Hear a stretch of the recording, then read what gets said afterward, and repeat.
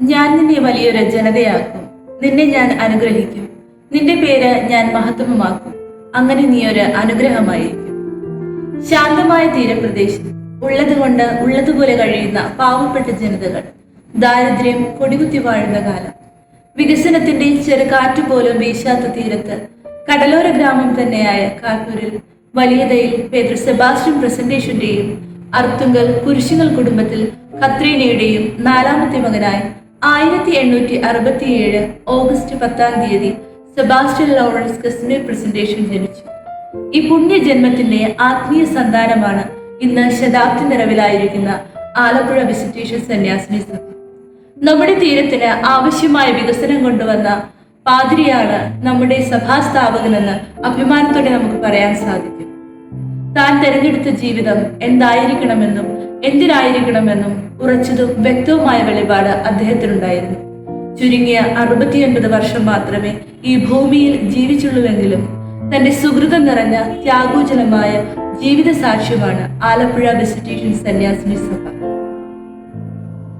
1924 ജാനുവരി 29 സ്ഥാപിക്കപ്പെട്ട ആലപ്പുഴ വിസിറ്റേഷൻ സന്യാസിനി സഭയുടെ ആരംഭത്തിൽ സ്ഥാപക പിതാവ് സഭയ്ക്കുണ്ടായ നിരവധിയായ ബാലാരിഷ്ടതകൾ സ്വന്തമായി അഭിമുഖീകരിച്ചതും അതിലൂടെ ഉണ്ടായ മാനസികവും ശാരീരികവുമായ ബുദ്ധിമുട്ടുകൾ മക്കളായി നമുക്ക് കണ്ണുനീരോടുകൂടി സ്മരിക്കാനാവും. അതിവിനയത്തിന്റെ പാത സ്വീകരിച്ച് ഭൗതിക സമ്പത്തിനായി ഒരു ഭിക്ഷാടകനെ പോലെയും ആത്മീയ സമ്പത്തിനായി സുഹൃതിനികളായ ആദ്യകാല അമ്മമാർക്ക് ഒരു ഭിക്ഷുകരനെ പോലെയും അദ്ദേഹം ജീവിച്ചു. നേടിയ നേട്ടങ്ങൾക്ക് നേരിട്ട വെല്ലുവിളികൾ നിരവധിയായിരുന്നുവെങ്കിലും ആശ്രയം തിരുക്കുടുംബത്തിൽ ആയിരുന്നു എന്നതാണ് കൈവരിച്ച വിജയത്തിന്റെ പ്രത്യേകത. വചനം മാംസമാകാൻ തന്റെ ഉദരം സ്വർഗം തെരഞ്ഞെടുത്ത നിമിഷത്തിൽ തന്നെ പോലെ തന്നെ പരിചരണം ആവശ്യമായിരുന്ന തന്റെ ഇളയമ്മയുടെ അടുത്തേക്ക് തിടുക്കത്തിൽ യാത്ര ചെയ്ത് അവർക്ക് വേണ്ട ശുശ്രൂഷകൾ നൽകിയ പരിശുദ്ധ അമ്മയുടെ സേവനത്തിന്റെയും സന്ദർശനത്തിന്റെയും ചൈതന്യം ഉൾക്കൊണ്ടുകൊണ്ട് സ്ഥാപിതമായ ഈ സഭയുടെ ഉത്തമ ഉദാഹരണം കുടുംബ പ്രേക്ഷിതരും സാമൂഹിക പരിഷ്കർത്താവും നമ്മുടെ സഭയുടെ സ്ഥാപകനുമായ സെബാസ്റ്റ്യൻ പാതിരി തന്നെയാണ്. ദൈവകരങ്ങളിൽ ഒരു ഉപകരണമായി തന്റെ ജീവിതത്തെ വിട്ടുകൊടുത്തുകൊണ്ട് അവിടത്തേക്ക് തന്നിലൂടെ ചെയ്യാനുള്ള പ്രവർത്തനങ്ങളുടെ ക്ഷമതയ്ക്ക് വേണ്ടി സ്വർഗീയ പിതാവ് താനാകുന്ന ഉപകരണത്തിന്റെ പിരിമുറുക്കുമ്പോഴും മൂർച്ച കൂട്ടുമ്പോഴും ദൈവം തന്റെ മക്കളെ ഉരച്ചു നന്നാക്കുന്നത് സങ്കടമെന്ന കല്ലിന്മേൽ ആകുന്നുവെന്നും തമ്പുരാനെ പ്രതി സങ്കടങ്ങൾ അനുഭവിക്കുന്നവർ ഭാഗ്യവാന്മാർ എന്നുമുള്ള അദ്ദേഹത്തിന്റെ ഉറച്ച ഉദ്ബോധനങ്ങളിൽ അടിപതരാതെ നിലനിൽക്കുവാൻ അദ്ദേഹത്തിന് സാധിച്ചു.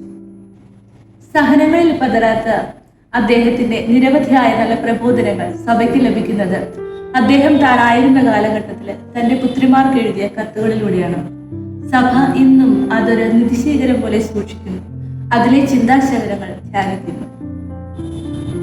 19-ാം നൂറ്റാണ്ടിൽ ഏറെ പ്രത്യേകിച്ച് ഒരു തീരപ്രദേശത്തിന്റെ എല്ലാ കഷ്ടാനിഷ്ടതകളും നിലനിൽക്കെ താനായിരുന്ന തീരത്തിന്റെയും സമുദായത്തിന്റെയും വികസനത്തിനായി ഒഴിഞ്ഞുവെച്ച അദ്ദേഹത്തിന്റെ ജീവിതം, ആ ജീവിതത്തിന്റെ ഓർമ്മകൾ വാക്കുകൾക്ക് അതീതമാണ്.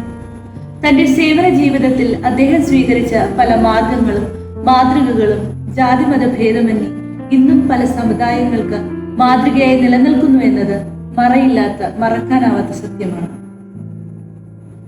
2024 ജാനുവരി 29 വിസിറ്റേഷൻ സഭ തന്റെ 100ാം ജന്മദിനം ആഘോഷിക്കുമ്പോൾ സഭാപുത്രിമാരായ നാം ആ ദിനത്തിന്റെ ആശംസകൾ നേരുകയും ഒപ്പം സ്വീകരിക്കുകയും ചെയ്യുമ്പോൾ ദൈവത്തിന്റെ കയ്യൊപ്പ് പതിഞ്ഞ നാട്ടുകാരുടെ നന്മയ്ക്ക് വേണ്ടി 16-ാം നൂറ്റാണ്ടിൽ ഫ്രാൻസിൽ ജന്മം കൊണ്ട വിസിറ്റേഷൻ സഭയുടെ ഒരു കനകപ്രഭ സ്വന്തം നാടായ കാട്ടൂരിൽ തെളിയിച്ചെടുക്കുവാൻ നമ്മുടെ സഭാസ്ഥാപകന് കാണിച്ച ധീരോജ്വലമായ പ്രവർത്തനങ്ങളെ അനുസ്മരിച്ചുകൊണ്ടും നമ്മുടെ സഭയെ പടുത്തുയർത്തുവാൻ സഹായിച്ച എല്ലാ ധന്യാത്മാക്കളെയും അനുസ്മരിച്ചുകൊണ്ടും സ്വർഗീയ പിതാവിന്റെ പരിപാലനയിൽ ആശ്രയിച്ചു മുന്നേറാം.